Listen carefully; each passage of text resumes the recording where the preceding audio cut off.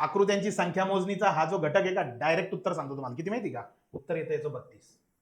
मग सरकस काय डिटेल सांगा ना, तर बघून घ्या डिटेल. ही जी मधली आकृती का, समजा हिच्याबद्दल आपण बोलूया आणि तिचीच कॉपी बाहेर आहे बरं का, ती मधली आकृती थोडी बाजूला काढून घेऊया.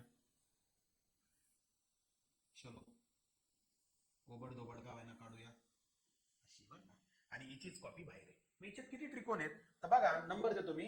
1 2 3 4 5 6 7 8, हे 8 आहेत बरं का. आता अजून कसे आहेत बघा. आता पेन बदलतोय हा. मला सांगा, हा इथे ब्ल्यू प्लेन ना, किती झाला? 8 आणि 1 9 10 11, इकडचे किती 12, बरोबर. आता अजून पेन बदलतोय. कोणता घेता सर? पेन लाल मोठा घ्या.